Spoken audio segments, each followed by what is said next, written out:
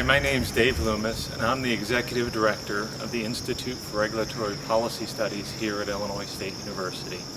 The Institute was founded in 1997 with a threefold purpose: to support our master's degree program in electricity, natural gas, and telecommunications economics, to do public education and outreach, and to do applied research in public policy matters. As part of our education and outreach mission, we've created these video podcasts. And each month we're going to sit down with a key policy decision maker in Illinois that helps shape the innovative regulatory environment that we have here in Illinois. So I hope you enjoy each one. Thank you. Well, Mark, thanks for coming in and talking with us. Could you just kind of review your career, where you've been at historically, and maybe your educational background? First, thank you for the invite. I appreciate it. My educational background, I received an undergrad degree from Bradley University in Peoria. I majored in political science and secondary education. My plan was to be a civics teacher, and then I discovered I didn't like other people's children. So with that change... Do you like your own children? Yeah, it turns out I do. Good. Turns out I do. So with that change, I put myself through college working in the trades, the building trades, particularly in glass and glazing. So I continued in that vein after graduation, worked for a 3M products distributor, and started working with their energy control products division at that time, which focused on energy efficiency lighting retrofits, glass and glazing retrofits. And I was just kind of enamored with, wow, there's math behind this. There's money to be saved. And this is back in the early 90s. This is before deregulate happened. So the game was, if you're going to reduce your cost, you had to reduce consumption. That was your only option. Essentially a physical hedge, right? So we worked on a lot of projects, and I noticed after speccing a lot of projects and speaking with a lot of building managers, or industrial sites, that there were a lot of proposals that just sat on the shelf. They didn't go anywhere because there were challenges with accessing capital. You know, the lesson learned there, and it was validated when I got my MBA at University of Illinois years later, was that everybody is very happy to spend money on top of the balance sheet activities that bring in more business. Energy savings is on the bottom of the balance sheet, and that's cost avoidance, and that's either it's not sexy enough or doesn't have the type of return that a investment in more production capacity brings. So it's always a bottom tier issue, and then whatever does get funded by the consumer has to have a very short-term payback. So the things that we were talking about, lighting, made sense. Changing out the glass and glazing on a commercial building, not so much. So as I worked into that field, did work on construction management, on energy upgrades in facilities. I became more interested in, well, how do you fund these things? You know, there has to be a way to do it. So I evaluated a number of the energy service performance contracting companies at the time: Johnson Controls, Honeywell, Energy Systems Group. They were all in the field doing good things. It seemed to me they were taking those projects off the shelf and identifying the capital, providing the capital necessary to make the upgrades. So I thought, that's the field for me. I'd like to actually do something. And eventually was hired at Nicor Energy Solutions, which was a subsidiary of Northern Illinois Gas, Nicor, that did performance contracting. So I was on a team that assessed the energy efficiency opportunities at Fermilab. I was introduced to their cogeneration team that developed on-site power generation for larger energy users, and I thought that was really interesting, and came to really like Excel a lot.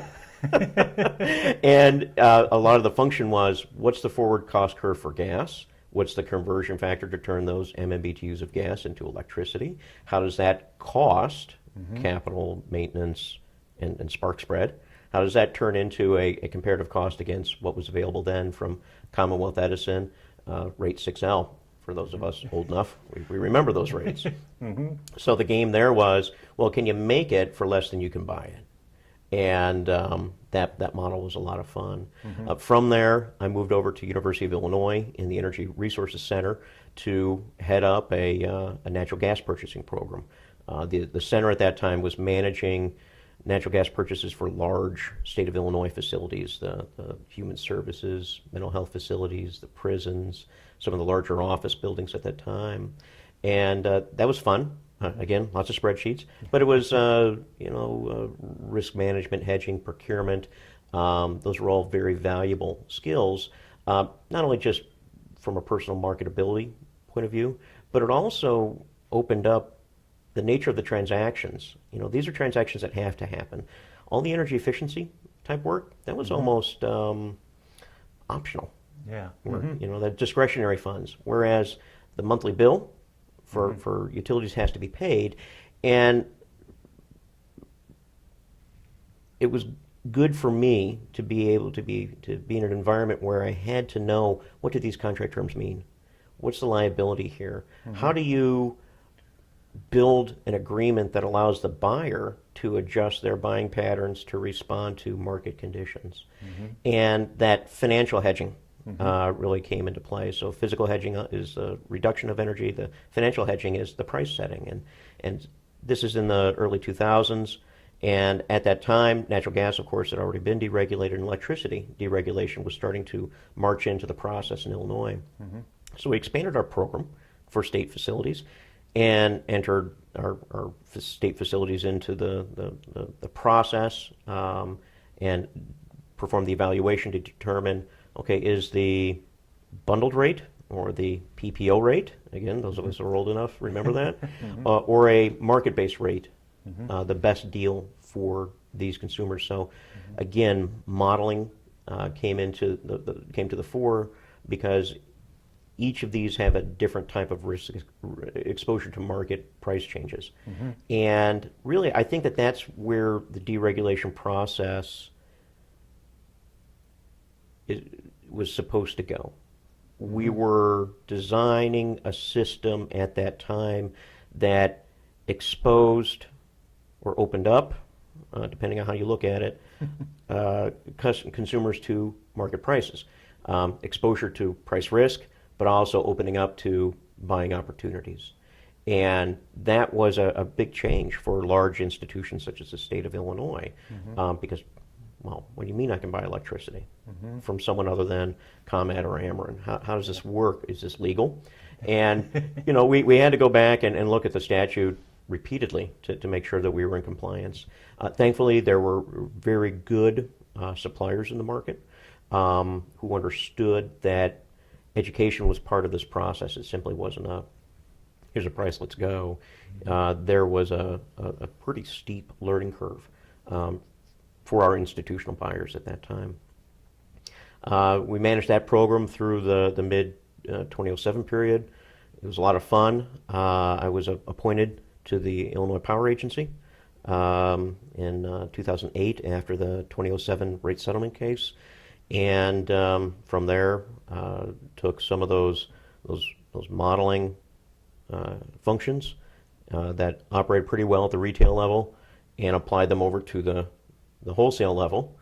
Because at that time, even though residential and small commercial ratepayers had the right to purchase their own electricity just like the commercial enterprises, 99% plus had not done so. So you had 4 million consumers or consumer accounts at that time that were purchasing on the default rate, and the default rate was supported by supply contracts from the incumbent utilities because they had divested themselves of the power plants. So really the market was forced into that equation starting in 2007, and the concept at the time for the IPA was, can you go out and drive a really good deal for consumers because you have the bulk of consumers in your portfolio? That's changed. Now we have developments in the market that allow for more supply options. We have aggregation. We have residential real-time pricing. We have the default rate. We have bilateral contracts with suppliers. And now we see in our utilities maybe 70% of the consumers have switched away from the default rate in the past 2.5, 3 years. It's been a very rapid change. It has been. So, I'm always interested in how the agency is going to handle this, because at one time they were there to kind of perform that get the lowest price function. Now I think there might be a little bit of a change in the market that says, well, what's the purpose of a default rate? Is it to compete with the suppliers? Is it to reflect market conditions? Is it to expose consumers to those risks, as well as to the accelerate the adoption of opportunities? So things are still changing, and it's fun to still be in the industry because as large as the industry is, the great big names of the suppliers and some of the folks in this state and other deregulated states, it's still a very small industry. I found it to be a lot of fun, a lot of wicked smart people work in this business, and that always makes it very challenging because I'm never the smartest guy in the room, so I always find I'm playing catch up, but it's a great way to keep learning. So what was it like being the first director of the Illinois Power Agency, where you have this law enacted, but you have no history, and nobody had the job before, and things. What's it like to start up, a government agency as opposed to a startup of a brand new company, where you think about that entrepreneurial activity? Are there kind of equivalents there? I think you really touched on a good corollary. I felt it was an entrepreneurial undertaking. At that time, of course, the context of the agency was we were just coming off of a rather large price increase for consumers, as the price freezes that dated back to 1997 rolled off, starting in 2007, caused something of a crisis. And that crisis was met by the leaders in Springfield, and they came up with the solution. The solution was, we're going to have some rebates on those rate increases, and we're going to have this agency that provides this arm's length transaction buffer between the utilities and suppliers. And at the time, it was exciting because there's a lot of people with a lot of interest in what you're doing. It's kind of like being the prom queen. The phone was always ringing, and it was a little bewildering sometimes, because the agency was touching on not just energy and electricity supply, but also the renewable portfolio standards. So those were two key issues. For me, as I think back, particularly the first 6 to 12 months were spent on a lot of research, trying to find corollaries. This is something new, but really there's nothing new. Were there models that made sense that worked in other markets? How had a thorough review of the reverse auction process that was used in 2006 to set prices that there was a price increase, and the price increase occurred due to the prices that were bid into the reverse auction. That does not necessarily mean that the reverse auction was bad. Yeah, I wanted to get on that. The rate shock that happened. As you look back, some people attribute it to the method that was used. Some people say, well, it was inevitable because you had 10 years of rate freeze. You had, and they weren't reflecting market conditions, so it was going to, be inevitable. As you look back and dissect that, what would you say are the major causes of the rate shock? And was it the method that was used, or was it kind of market conditions inevitable, or did we just come to the perfect storm of procuring at just the wrong time in the marketplace? Maybe a little bit of each of those. I mean, it seems to me that the fundamental, I want to call it a failure because we have hindsight, right? But in hindsight, maybe a better way of doing it would have been to go into the planning of a transition with the understanding that consumers can take good news, they can take bad news, they can't take surprises. In a massive increase in their utility bill, that's a surprise. Perhaps a different model that would have allowed for a step up to current market rates make sense. I mean, we say that there was a rate freeze, but just to give that context, there was a rate freeze on top of a discount So in 97, prices were rolled back to 1995 levels and then held essentially steady for 10 years. And lo and behold, prices change in 10 years, not only just for inflation, but just due to other factors. So that was probably stepping into a change would have made more sense. And that's why when the agency put forward its planning, it sought to have a tiered approach to procurement so that we weren't making massive changes on a year-to-year basis, that we were trying to smooth the peaks and valleys of market price changes. So that was a lesson learned that was transferred over to agency practice. Second issue was the utilization of a clearing price auction. Now, I understand clearing price auctions, and they're used in a lot of states. The question I've always had was, clearing price auctions are great for establishing and ensuring that there are sufficient resources to meet demand. They're used at the wholesale level in the PJM market and MISO market on a day-ahead auction basis and real-time basis. Completely valid, used in a lot of places. The problem here, or the disconnect I had, was why would you use a resource ensuring procurement process when the resources are already assured, right?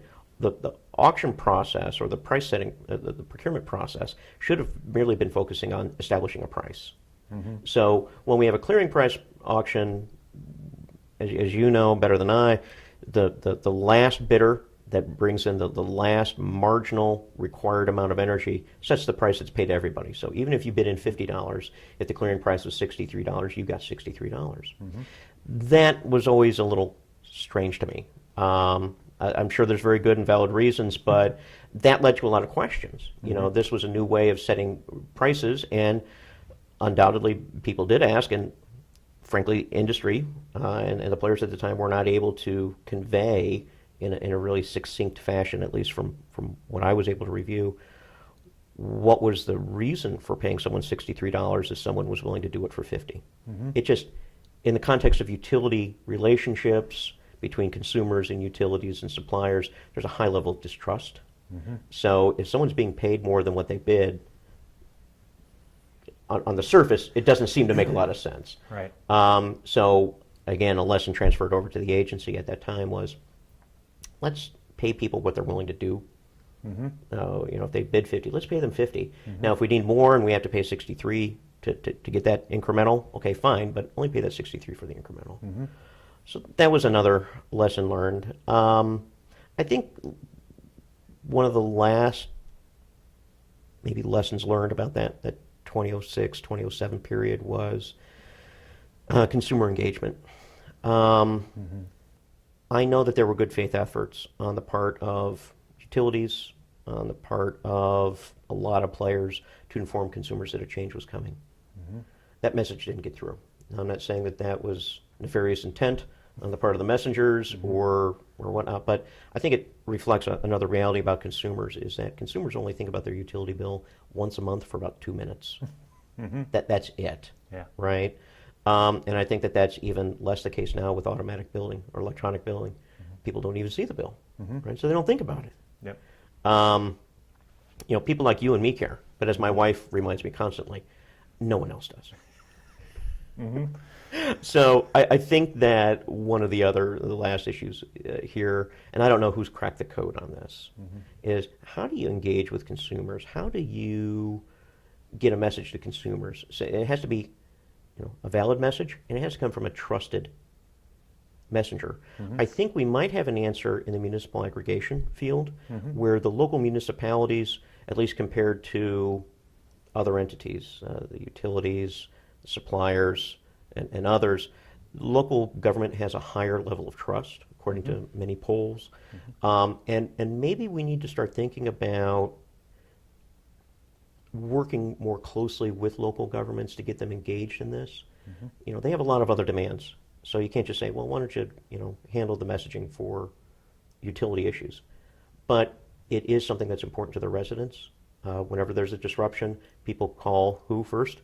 Utility. When they can't get through, they call City Hall. Right? So consumers go to who they trust. They go to who they have to first, then they go to who they trust. And I don't think that it means that there's a halo over local officials. I just think that they're accountable. So I think that that might be something that emerges over the in future years is how do you get a more cohesive and trusted messenger to carry the message about things like rate changes, things like smart grid, things like rising capacity prices in the wholesale market. You know, all these rather mundane and boring things. Can a local government be the messenger that can get that message to resonate for more than 30 seconds so that at least the consumers receive due notice that things are changing? When you did the first procurement plan, you instituted that kind of 3-year rolling contract. How did you come up with the 3 years? Like, why not say 5 years, or chop it up into longer segments? How do you come up with 3 years? Well, I'd like to say, we considered the input of good and valuable advisors and settled on that number. We had advocates promoting a 20-year horizon. We had other advocates saying, well, do long-term, but only buy from new clean energy resources and make this a new clean portfolio. I believe someone said it was my moral imperative to do so. I came up with 3 because from a transaction standpoint, if you're going to ask a supplier, give me a price for energy delivered tomorrow, well, they and I can go to the market and see where market prices are for tomorrow. We ask them for a year from now. We can go to the market and see that price. If you go out much beyond 3 years, you don't have a lot of liquidity in the market. I mean, there's not a lot of people trading there. And at that time, there was liquidity 3 years out. Nowadays, when I'm working with commercial clients, we only really see liquidity 2 years out. But at the time, 3 years made sense.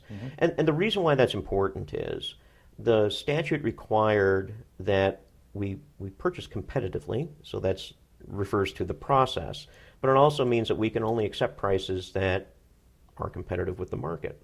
So if the market's not delivering a price that's valid, a futures market price based on one trade 38 months from now, that's not a reference point. There's not enough trades in that monthly contract that gives us validation that, okay, the market says that's the price. That's that individual said that's the price. So that's where we set it. And it's nothing to say that shorter term would be bad or longer term, but I was interested in being able to state with confidence that these transactions were consistent with market pricing. So that's the only magic in the recipe there. And it does give you prices don't fluctuate as wildly. It smooths it out, but it's not so long horizon that it's unresponsive to what's happening in the market. It's going to lag, but it shelters you from some of those wild swings. Well, it does, and to go longer, I mean, we never stated this in an IPA plan, but privately and in meetings, going longer could constitute speculation. The agency wasn't necessarily there to beat the market. I know some people would have liked us to beat the market. I would have liked us to beat the market. But the fact is that these are ratepayer funds, and we have to manage them in a responsible fashion. So it's about getting some wins when you can, but it's not about being 100% right all the time. You can't be. The market's going to always change. The goal here when you're managing a portfolio like that is not to be 100% wrong. So you do that by taking different positions in the market. And frankly, from a political point of view, you want to have multiple positions because at any time you can have a legislator say, where are your purchases? And you want to focus on the ones that are in the money. Yep. Well, when you think about, and you made this point with consumers don't necessarily, study their electric or natural gas bill, and I think back in the '97 legislation, there was this assumption that residential consumers were going to see lots of choices and lots of options, that Aries would be there to serve them, but as we came to the end of the rate freeze, it didn't materialize, I think, in quite the way that we had envisioned. And as you pointed out, we've moved to municipal aggregation, which has been wildly successful in moving consumers onto areas through an intermediary where they don't have to do a lot of the nitty-gritty shopping and choice. And I remember back in the day, Marty Cohen in '97, when the act was there, saying, you know, residential consumers don't want choice, they want low prices. So if I have to have choice in order to get the low prices, that's okay. But if I can get the low prices, that's really what I'm after. How do you see customer choice rolling out, or what's your perspective on where we've come in that choice process, and maybe where we're headed into the future? Well, I think Marty was right, like on most things. Marty's a good guy. I would take maybe his statement a little bit further, that customers do want low prices, but they don't necessarily always see the connection between customer choice and low prices. And maybe another corollary is that price is not always value. A good example is when we see consumers that are willing to pay a premium for certain types of energy, certain resources, certain options, and the like. So I think where customer choices come in, and where things were pretty stifled between '97 and 2007 for residential options. Starting in 2007 going through 2010, I think what consumers and retailers discovered were that there were several barriers to the transactions. And the ICC stepped in and did a good job, I think, of facilitating the transactions in a market-neutral fashion. Things like purchase of receivables, where bad debt can be returned to, or the risk of bad debt can be returned to the utility and had that cost socialized, just as it was when everyone was on the default rate.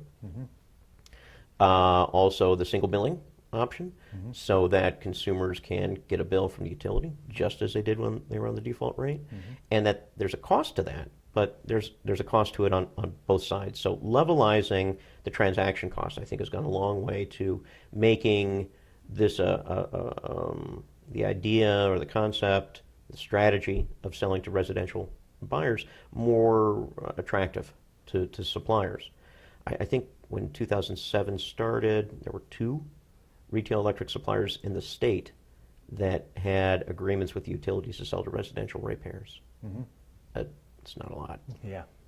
I think what we've seen in the aggregation movement is a step further. And I think that once you've reduced the transaction premiums, then you need to address the perceived risks and the value of the transaction, kind of getting to that connection between price and choice.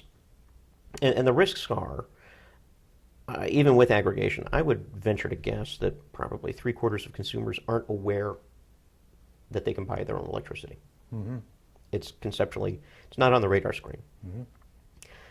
Those that are aware of it are uncomfortable making the decision because they don't know what it means. And then lastly, there's a question of, all right, well, if this saves me $20 in a year, is that worth the research that's necessary to go find the supplier, compare the prices, review the contract, execute the contract, make the transition, and then any of these other unknown risks? So it's kind of the unknown unknowns come into play. So I think what has happened with the aggregation phenomenon is that the local municipalities step in, they do the due diligence, they evaluate pricing, they're able to knock down the price of customer acquisition for the suppliers, so the pricing is more competitive. And due to short-term element of pricing on the default portfolio, we're able to generate some substantial price savings or cost savings for consumers, which is great. Now that that default rate is levelized back to the market, the savings aren't as great. So the question is $20 a year worth it? I mean, that's not the latte budget for a month in a lot of households. So does it really rise to the level of importance for the individual consumer? No. Does it, when multiplied by 4 million accounts? Yes, it does. But that's a value to whom? If it's not valuable enough to the consumer, it's probably valuable enough to the supplier or other market actors. And they're the ones who are therefore going to have to take on the responsibility of finding ways to ensure that these transactions continue.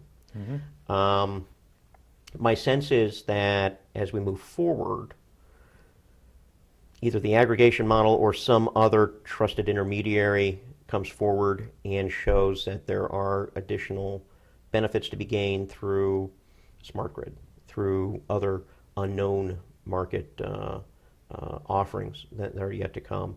I was talking to a supplier recently who said, well, we're going to offer weekends free electricity. So it sounds kind of like the minutes on your phone, right? Yeah.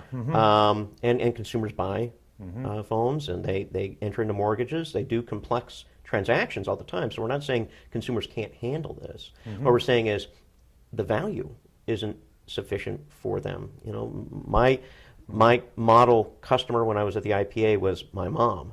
You know, she wanted her curling iron to heat up. She wanted the garage door to open on the opener, and she wanted the bill to show up and be within a range of what she expected. That's it, right? So this is not something fun like a new phone where you've got new apps and it's a toy. This falls into the background of those things you have to do. So I think that as this moves forward, if consumers can offload the responsibility and merely be at a point where, okay, show me the offer and I'll say yes or no, I think that that's the model that probably works for customer choice. It's customer choice in the singular. Tack me down to make one decision, not 10. And I think that maybe that's a lesson learned in the more recent market developments. Taking that telecom and kind of the cell phone or long distance where they did do weekends free, and people that changed consumer behavior. Oh, I'm going to call instead of calling during the week. Oh, it's free during the weekend. So they shifted their demand. Do you think electricity demand would be similar in that it would be big enough to shift people's behavior to I don't know, not run the clothes dryer during the week. They'll wait till the weekend to do their laundry or something. Do you see that? I possibly. Like all good consultants, I say that depends. That's the economist answer to everything. I tell my students the correct answer to every economics question is it depends. It depends. It's what you say after this part that's really, really important. Yeah, that's the driver whether you're invited back. Yeah. I think that consumers would treat their electricity consumption in the same manner as their phone service and everything else if they had a clear understanding of what the price of electricity really is. Okay? I am not convinced in my conversations with consumers, utility folks, all the players in the market, I'm not convinced that consumers really understand what a unit of electricity costs. And if you take a look at a utility bill, maybe that gives us a clue as to why they don't know, because we've got fixed charges, and we've got some variable charges, and we've got some taxes, and we've got distribution fees and supply fees, and it's all over the place. Whereas with a phone, it's X cents a minute. All right, well, I can calculate that. I'm going to talk to mom for an hour. That's $5. I'd rather spend no bucks to perform that function. I don't know that you can make the same quick calculation for consumers. Again, we need to get down to one choice. You know, do I do it or not? You know, what's the cost? Bottom line it for me. And I don't think that consumers can, at this stage of the game, have a real clear signal as to what this is. So, you know, to your question, I've been fascinated by some studies I've read recently about, I believe there are homes in Britain where there's a meter that shows the countdown of money left on their electricity payment account. So, consumer makes a $100 payment in January for all the electricity they're going to make they're going to use in January. So they prepay. And then there's a meter in their house that shows, okay, well, on an ongoing basis, you're down to $90, you're down to $70. You know, you got 3 more weeks in the month, and you're blown through half your budget. You might want to start turning things off, and how that affects consumer behavior. And the crux of those studies seems to indicate that yes, when consumers are exposed to not the price of power, but how much it's costing them and against their budget, that has a direct impact on operations and decisions. So maybe I don't know how consumers would adopt that type of an approach, but that's where the deregulated market at least allows us the opportunity to test that and see, hey, is that attractive to consumers? That brings up the point in terms of smart grid. I mean, in having that data, if I have smart appliances, rather than just having the Energy Star, Energy Guide sticker when I purchase my appliance, if I have an iPad app that shows me, okay, here's my refrigerator, here's the dishwasher. Ooh, I can see when the dishwasher ran, and then I can control everything through my iPad app of saying, okay, I loaded the dishwasher, but I want to run it at 3 in the morning, or let them, let the real-time pricing decide. If it goes below, 4 cents a kilowatt hour, run it. If it doesn't, I'll have dirty dishes in the morning. I can wait. Those kinds of things. Do you see that the smart grid as providing kind of the essential information to enable customer choice or changing their behavior? I think it does. Maybe the cut I'd put on the smart grid advocacy and planning I've seen to date is that, using your appliance example, which is perfect, right? If we were going to make a bet today, my bet would be that people will buy that smart appliance and, just like their smart thermostat, not program it. So we'll have a lot of dormant technology out there because, again, what's the value of taking the time to program your dishwasher on an annual basis? Would it save you $20? $5? We don't know, because we don't know what we're paying, right? And is it worth, in my case, misprogramming it so the thing doesn't run at all? Or having someone simply program it and override? I think that there needs to be this other step. Again, if that dishwasher showed up and it had an easy button that says, look, boom, I need this run by 10 o'clock tomorrow, right? Someone else decide the most economic way of doing that for me. And maybe that's something that Maytag or can take on, that they can build that in, that, all right, well, we'll watch the market for you and we'll run that sucker, and we'll make sure that if we can't get a good price between now and 10 o'clock, we'll start running it at 9 so that at 10 it's done. I think consumers might not see the value there, but the dishwasher guys might see it. The regulators might see that value. The retailers might see that value. But we all like to think that consumers act in an economic, economically rational model, but they don't. Well, I'm sorry, I'll take that back. They do. They have values that are outside of dollars and cents, and I think we need to appreciate that to make the smart grid investments pay off. I think it can happen. But I don't know exactly how. And again, I've been married for over 20 years. I know how to be wrong. I just think that there's some more work in the logic, that you can't simply say, here you go. It's kind of like I have a bunch of nieces, right? And we give presents every Christmas, and we raise boys in my family, so I thought Legos would be perfect. Let's give them Legos. That's awesome. So I gave them a great big box of Legos, just kind of the whole random box of everything. I'm like, oh, this is great. And my kids, they loved, putting together stuff and building, and Dad, it's a monster, and all that type of stuff. The nieces weren't interested at all. I'm not saying that's because they were girls. I'm just saying they weren't interested at all. It wasn't their thing. So I boxed it up, took it back to the store, came back with a different set of Legos that actually had plans, that you build the Hogwarts castle, you build, this car, you build this, and boom, they were on. because they had there was something there that it made sense. It all came together. Oh, okay, I do this and I get that. I think that it's somewhat the same for consumers in that if they see what the end is supposed to look like, they can do it. There's some early adopters, and they'll do their own thing, and that's great.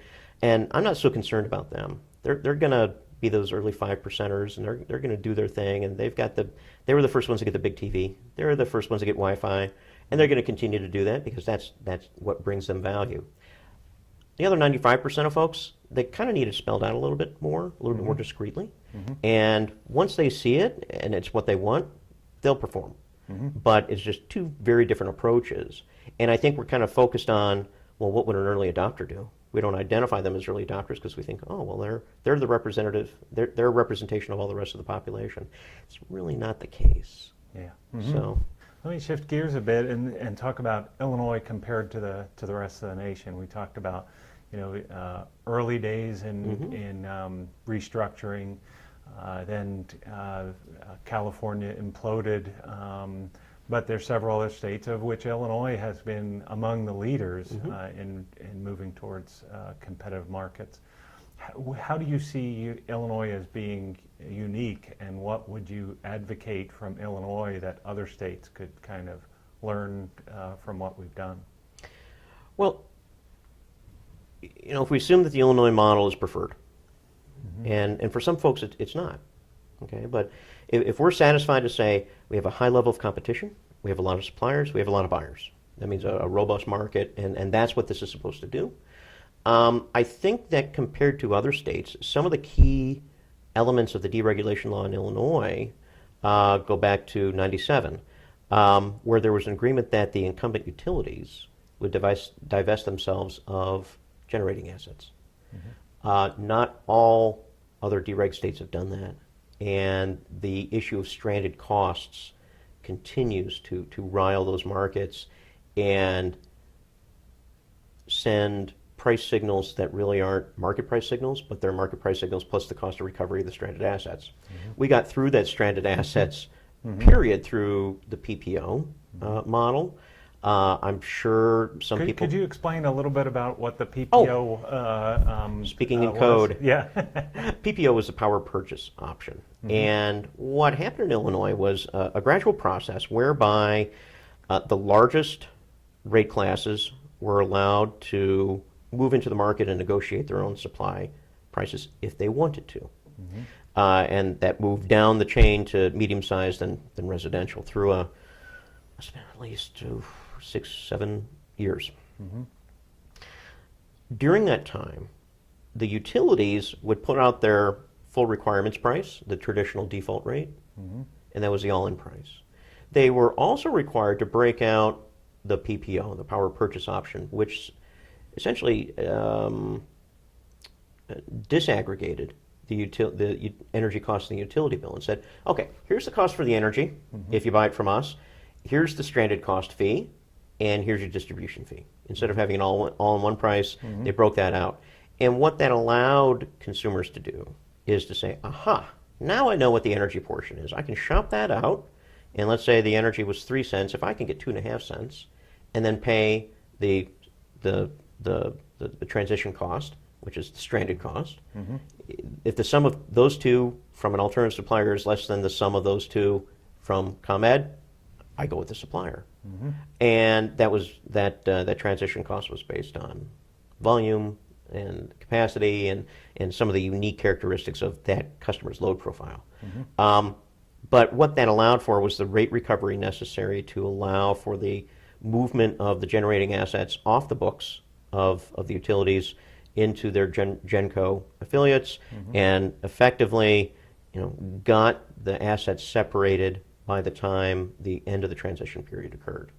I think that that's wise, because when I take a look at the levels of competition in some of the other states, especially states where there are still stranded asset issues 15 years after dereg started, it makes me think that there is an opportunity for a bit of non-economic decision making going on in the market, because there are some skewed costs. And I think that to clear those out, Illinois was very successful in clearing those out early. Those that decided to forego that and say we'll treat that later, I think they may have got themselves into a situation where it's more and more difficult with each passing year to recover the full stranded cost, because now the issue's muddy. And stranded cost, back in '97 and the year leading up to when the legislation was actually passed, we were looking at the nuclear power plants, of which roughly 50% of our sources come from nuclear power plants. We're the leading nuclear state. They were viewed to be uneconomic, that they were going to be the largest portion of stranded costs, and it turned out not to be that case. Could you talk a little bit about how nuclear has played in that, especially during that kind of 10-year transition period? Well, I remember a lot of the talk leading up to dereg, or I've read a lot of the comments as well, and it seemed that there seemed to be a disconnect between the cost of the nuclear assets and their capacity rates.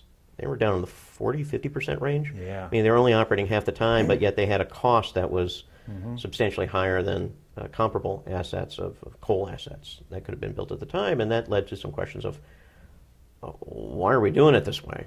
I don't know. I'm not an engineer. I've worked with a lot of them over the years, but my sense is that when we take a look at then and we take a look at now, I believe that nuke fleet is probably operating north of 90% capacity.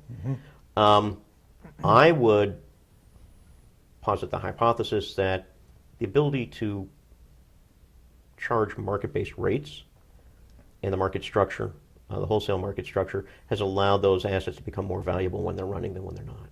I'm not saying that there was a conscious decision not to run them earlier. I'm saying that there's now a much higher incentive to ensure that they're operating.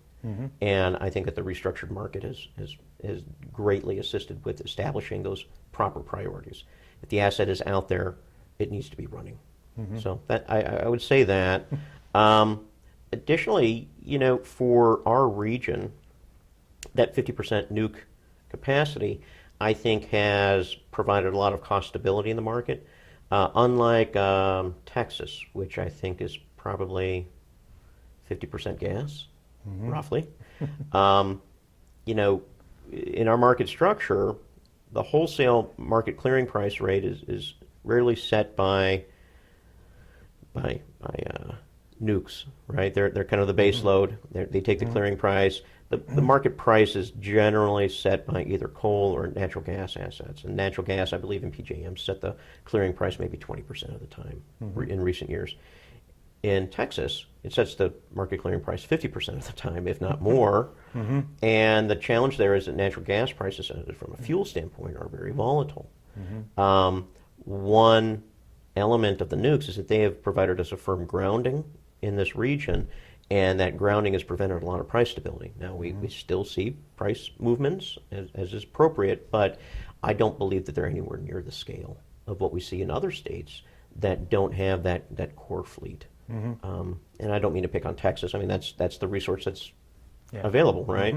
I think it's almost a similar situation in some of our northeastern states, where natural gas is setting the marginal price. Now, it's good now with low natural gas prices, but it wasn't that long ago, that prices were much higher. And something I always try to remind folks, consumers and sellers alike, that today is not forever. This situation can change, and it will change. So it's a question of what type of hedging options do you have as a buyer to protect yourself from that inevitable change, and what's the premium of that hedge, and can you bear that cost between now and some unknown time when that risk presents itself. You were in charge of implementing the RPS. So the RPS was part of the Illinois Power Agency Act, and new law, and you get to execute it. And as we talk in class an awful lot, the law usually gives you broad guidelines, but not execution plans. That's left up to either the Illinois Commerce Commission to have regulatory proceedings, or in your case, the IPA to say, okay, here's what we're going to, percentages, and here's how it escalates each year, and so forth. But how you do that is not written in the law. Correct. How do you start from a law and head an agency and say, how do you come up with a plan then to implement that? Well, if you ask some of my friends in the renewable energy development field, I probably did it poorly. You're right. There was a new law, and I had to read it many, many times to get what was going on here. There's a fundamental challenge with the Illinois RPS, and it's this. We have a deregulated market where one of the justifications for moving to deregulation was to push the cost of, or the risk and cost of developing generating assets onto developers. We mentioned nukes earlier.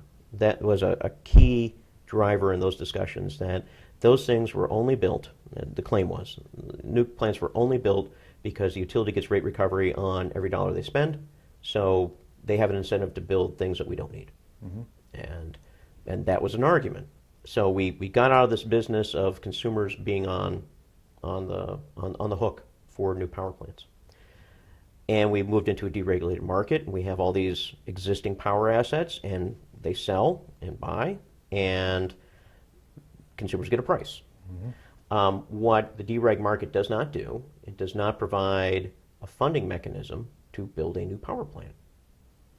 Now, some have argued, and I get it, well, there's plenty of generating assets in the queue and have been proposed, and that's fine. But when we talk about baseload generating assets, there hasn't been a new baseload plant built in Illinois outside of baseload plant in Springfield and one in Southern Illinois, both of which were supported through 30-year power purchase agreements from municipal utilities who do not operate in the same fashion as Commonwealth Edison and Ameren.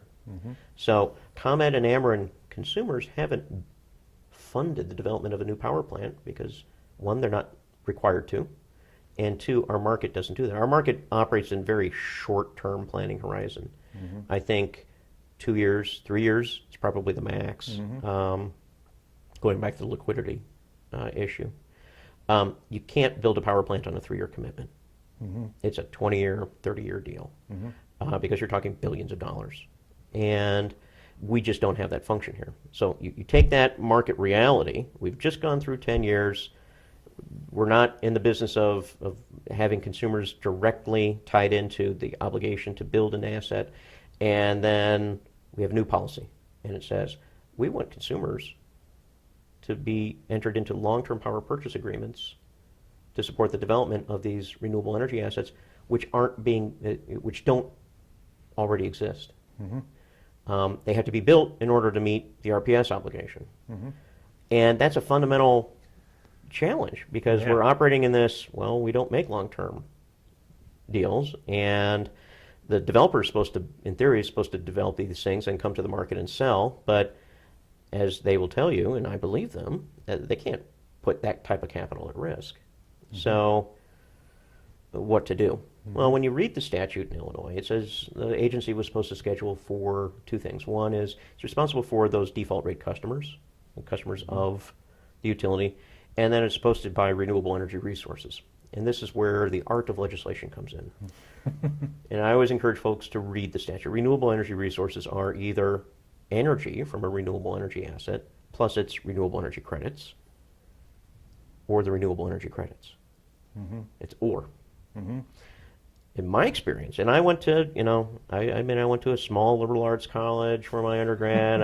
I went to a public university for the MBA, but still in my experience, A plus B tends to be more expensive than B.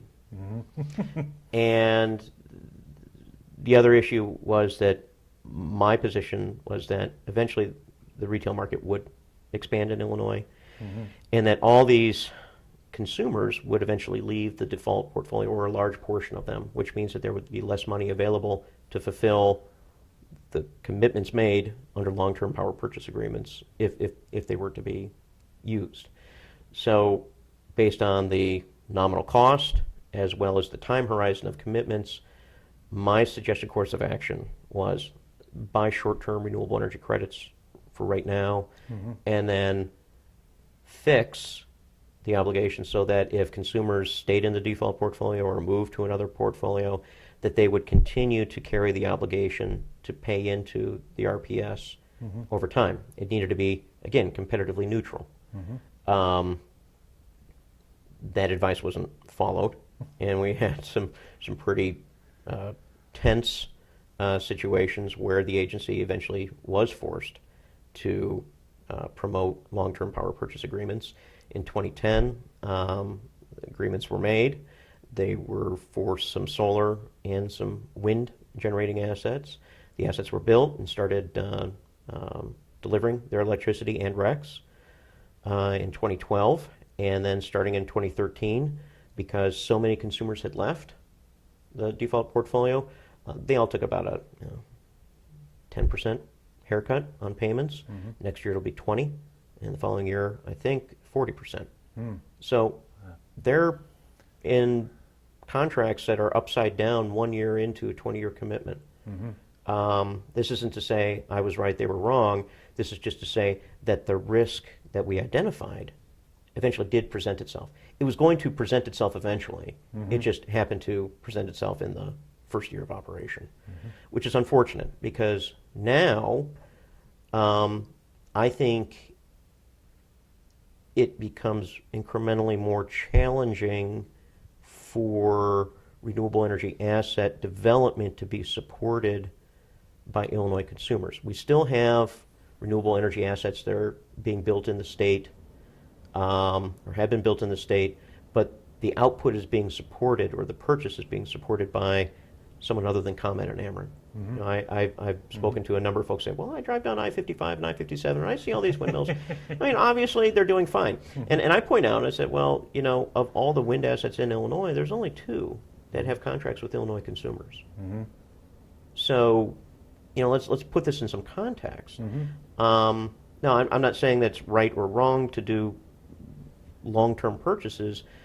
I guess what I'm saying is that the dereg market, if it stays true, where it's kind of frozen in terms of new asset development, and you're trying to get new assets built, right now the focus is on renewables and how we get the renewables built. But eventually, if you see enough retirement of coal plants or other kind of mainline generating assets, I think the question becomes larger. It's the same question, but with a larger audience. It's like, look, we are not only having difficulty building renewable energy assets, we don't have a market function to replace lost generating capacity from traditional loads. That starts to become a real problem for perhaps a broader audience. Again, not saying that not everybody should be concerned about renewables. It's just this is a problem. The first symptom of the problem is on the renewable side. The symptom will spread as planned retirements and unplanned retirements of traditional generating assets come along. So it's probably more detail than you wanted. No, but in fact, I want to go a little deeper. Okay. In that when you first did, so you got the first auction for RECs, Right. very first one. You probably can't say your exact words when you opened up those bids, but it was very high, much higher than many people expected. And there was some concern about gaming the system, knowing kind of how much money you, as IPA director, I guess you didn't hold the check, you weren't writing the checkbook, but everybody knew how much money you had to bid and how much you had to acquire. So there was maybe too much information out there and too limited assets.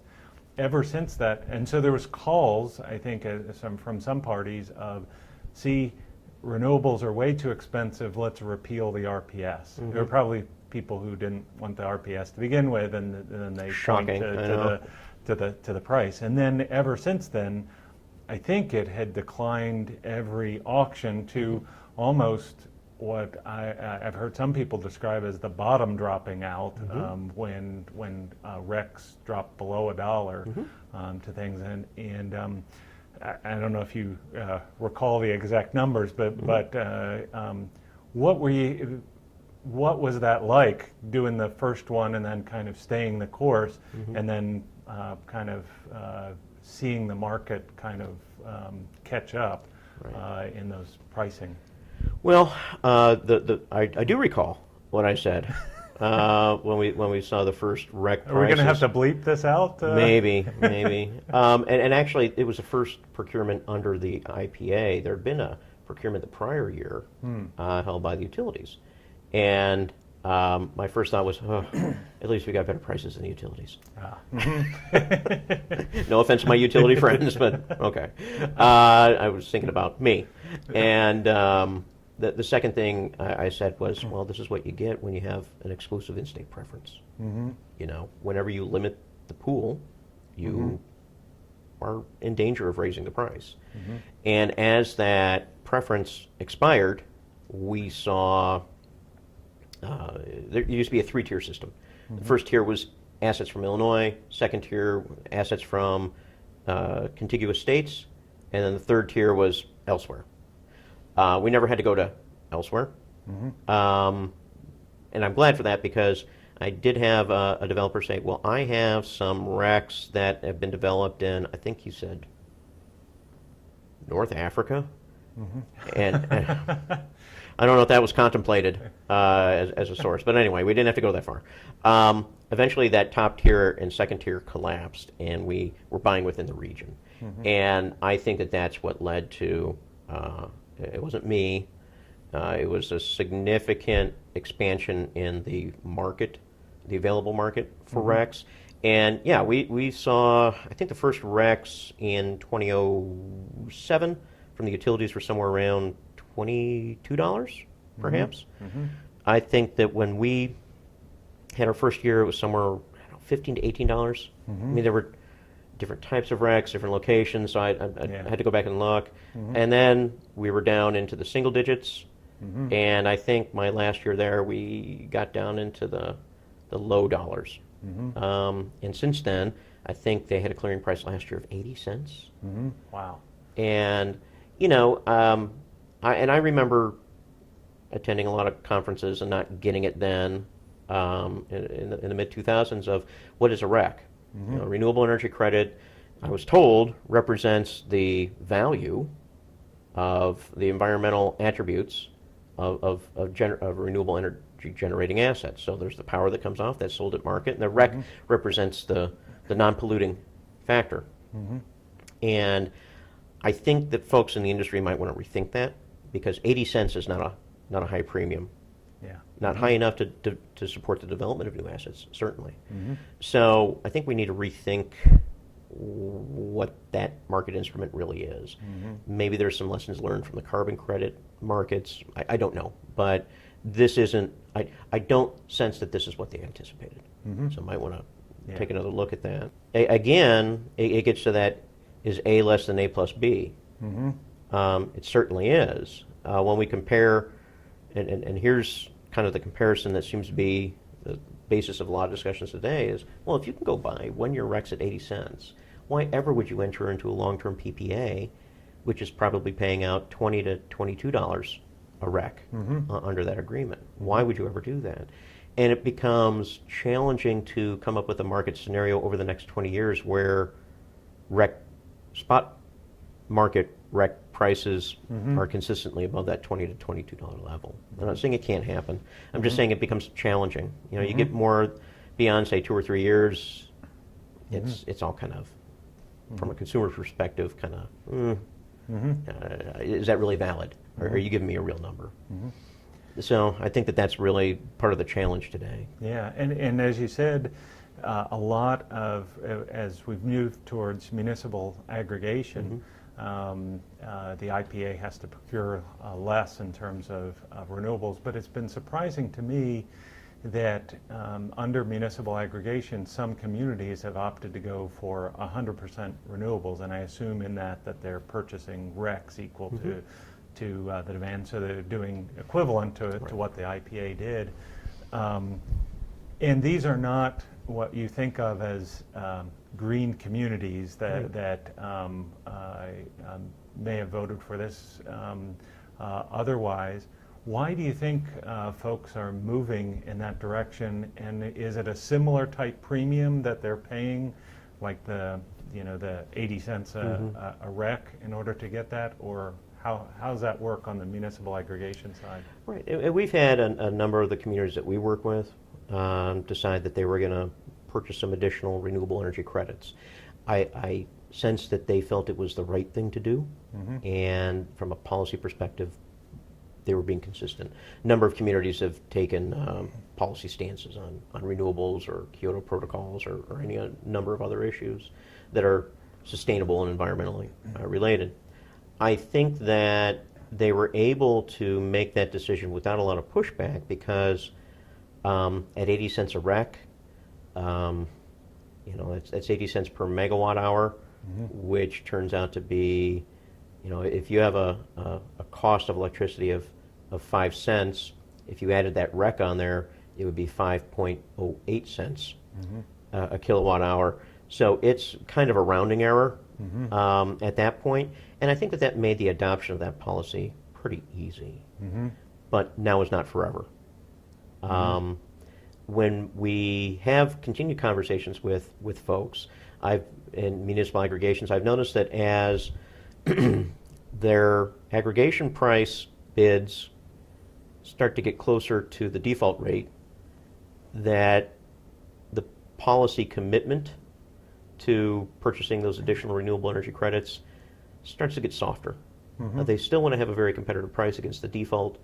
The default rate merely has a cost premium associated with the minimum standard of the IRPS. And I noticed that there are conversations saying, well, should we really exceed, if we want to be viewed as competitive, should we really exceed in any of these categories? Is this really worth it? I think most at this time have said, yeah, we're going to continue to do that, but subject to economics. So I think as long as it's an easy commitment, they'll continue to do it. But if there was a substantial premium, I would suppose that a majority of them would abandon that policy. On the other side, I think that if some of that head-to-head price comparison pressure was taken off, I think that more communities would adopt it, at minimum, a rec purchasing program. And then thirdly, City of Chicago, for instance, didn't buy extra recs. They put their premium to buying actual dispatched wind energy. So they stepped outside of that model, somewhat because of their volume. But they went to the market and said, okay, well, we understand recs are available, we get that, but the value to us is being able to say we have actual dispatched wind power in the portfolio, and they were able to get 5%. And that's another way of doing it. So I think one of the interesting things here is that in this market, which has developed very rapidly, we see kind of a majority way of doing it, a minority way of doing it, and we'll see what else comes as the market develops. It'll be kind of fun. It is an interesting framing question, because there's an awful lot of economic theory that says, if I were to, give you $10 and then ask for $1 back, you're much more likely to do that than if I just asked you $1 here. From certain economic theory, it's an equivalent ask. I'm asking you for $1, but you just suddenly got that extra money. It's almost like that for the municipalities. They say, oh, well, we're saving this. We're just giving, in a sense, back a little bit to do the renewables. But if they don't have that big cushion of savings, they may make different choices. Yeah, I'll give you $1.25, and you give me $1. Well, maybe the transaction isn't worth it at that point. I think you're right on there. Yeah, it'll be interesting to see how things progress here in the future. Well, and please don't take any of my comments as disparaging of anyone's intent. I mean, I think that's great, and I also commend the communities that said, you know what, we're not going to make that decision for everybody. We think they've taken the position that this is about choice. Let's put an option out there for individuals to say, look, if you, for your home, want to go to 100% renewable, you can. That's no obligation on me or anyone else in the community. And even in those situations, they brought a lot of consumer value, because if a consumer were to go online and try to purchase some RECs on their own, they would probably spend somewhere around $10 per REC. They're still able to get somewhere at $1, even in this voluntary enrollment type of a structure. So consumers are still getting a lot of value. They're able to, support their what they see as being valuable at a lower price. So maybe that leads to greater awareness and adoption. Are there issues that you thought we would discuss that I haven't asked you about? I would say this. You told me a little bit about the audience for these tapes, and I would say a couple things about the energy industry in general is that it's great to have a lot of policy people around. I dealt with a load of policy people in Springfield and Chicago at conferences. There's policy folks in the supplier community. I mean, they're all over, and policy seems to be really kind of a big area of interest, and I think it's very valuable. We need a lot of good thinkers there. What I would encourage folks who are interested in the policy side to do is to spend a little time understanding the transactions. If we had an RPS that was structured in a way that acknowledged the nature of the deregulated market, I think we might have had a different result, right? So kind of bumping that policy up against how things actually are bought and sold might make sense. And I know it's not fun, but I think it's necessary and brings a lot of value to your policy if you can put that in the mix. Same thing for some of the folks who just want to look at the transactional side. I think that it's important to realize that a focus on transactions tends to bring your focus into very near-term thinking, and the policy folks are long-term thinkers. So I think it's also incumbent upon the transactional type folks to appreciate some of the challenges that the policy folks are having, not to denigrate them, but to perhaps structure their transactions, build some optionality into those transactions that can accommodate changes in policy over time. It will only benefit their consumers if they start to build that in, because consumers are reactive, and I think that a supplier can be very responsive or anticipate those reactions if they can, again, build some optionality into the contract. So I think there's a lot of value on both sides. They'll never really cross-pollinate to a great extent, but I think that a greater appreciation of kind of the practical short-term issues and then some of the more big-picture, long-term questions, maybe they can meet in the middle a little bit more frequently. Yeah. In you describing your background, you kind of had a unique background for your role as IPA director, having done a lot of contracting and contract terms, but also having done a lot of number crunching that a lot of people in that position might not have done the kind of number crunching to try and manage a portfolio and procure whether it be natural gas or electricity. In all my work at the agency, in other words, it was never just me. I have always had great consultants that I've leaned on, some under contract, some as friends. Julie was doing some of the economic analysis for you, right? Exactly. I had great outside counsel. I had great procurement administrators, so I don't want anyone to have the sense that, oh my God, it was just him.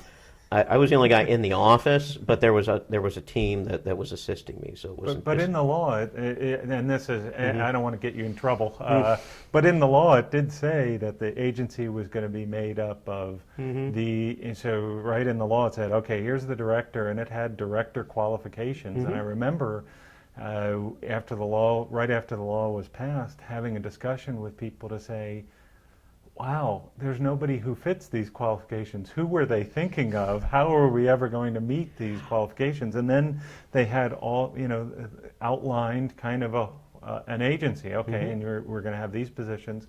and yours was the only one that was filled for a long, long time, and you did have to rely on outside counsel. You didn't have a staff person that you could go to the desk next to you, but you did have resources of people that did analysis and things for you. Kind of the policy and practice. All of those, all of us were, not to get boring about it, but to get hired into those positions required action by other agencies. And frankly, because we had some policy disagreements, that cooperative activity was not forthcoming. So that's the mystery. Mystery solved. Do you have any advice for students while they're still, undergraduate students or graduate students in terms of maybe the mix of courses they take, or the kinds of things that you think they should, maybe do research on that would be interesting topics? I would suggest a couple things, starting from the boring to kind of the more interesting. I would suggest a couple good accounting courses. I would suggest anything they can get that gets them into Excel. Statistics in Excel. I personally tend to think in Excel because I just have used it for so long, but that's how a lot of things are communicated, from price projections, et cetera. You need to be able to understand the methodology that's used. So that's kind of the boring stuff, accounting, stats, and kind of practical Excel experience. Onto the more fun stuff. I think having a good grounding in economic development, regulated policy studies. On the policy side, makes a lot of sense. And even maybe a subset would be taking a look at developing nations type studies that let you know, okay, well, when there was nothing, how do you get from something to nothing, or from nothing to something? That's the way it's supposed to go. And I think that provides a good perspective. Even if there's just a small course on the history of the Tennessee Valley Authority, it's really interesting to see how we got to here. So I'd say that's kind of the fun stuff. Really, the independent study stuff, I would say, is if you're going to operate in the utility business, you need to understand both the regulated model and the deregulated model, and not just in the states. I think an interesting study would be, how does the European market work? It's different. Prices are set at the wholesale level, but there's competition at the retail level. Very different. We have a different way of doing it, and it's not better, it's not worse, it's just different. But there might be some information that can be gleaned from there. I think that doing some type of independent study into the finances of some of the energy companies. A lot of energy companies don't just do one thing. They tend to be holding company structures, and they have a generating company, they have a retailing company, they have a transmission company. What has been the effect on financial performance for these primary actors operating in these markets? And then lastly, I'd say it's really kind of fun. Might be a total nerd club, but it would be fun to get a nerd club together on the energy side and schedule time to listen into the stockholder and investor calls that are held by every one of these public companies. So you can hear the folks at Dynegy talking about the acquisition of the Ameren power plants. So you can hear about how the current rate case in Ohio is affecting First Energy and AEP. And these companies push out loads of information. It is very accessible if you know where to look. So I would say that even starting to listen to some of the folks in the transaction side of the business might be helpful, because not only do they have colorful graphs and all that type of thing, but you get to hear questions from the investor community about what's important to them. And I think that for a younger person or an older person entering into this business, that's great perspective. Because otherwise you're kind of in this echo chamber of your immediate community. Kind of building that out has some value. Yeah. Well, that's good. Anything else that you want to add? Well, I've always appreciated the help of yourself and your staff over the years, and would expect that the value of your organizations here is going to continue to increase because, you know, in Illinois, it seems that we kind of review the rules every couple of years, come up with a new concept, and that's good and challenging at the same time. So far from this being a static and stale business, it is dynamic and it does change. And I think that having good thought leadership is really essential in being able to have kind of this common understanding, common language that somebody somehow is going to be able to convey to the consumer. And so I commend you and your organization for your continued work. Thanks. I appreciate that. And it is, I mean, I think some people look at, oh, it's a utility business, that's old and stodgy and nothing interesting ever goes on there. But that's certainly not the case in Illinois, and there's lots of new things. I think it's important to stay on top of it. It's challenging, Yeah. but it's important. Yeah.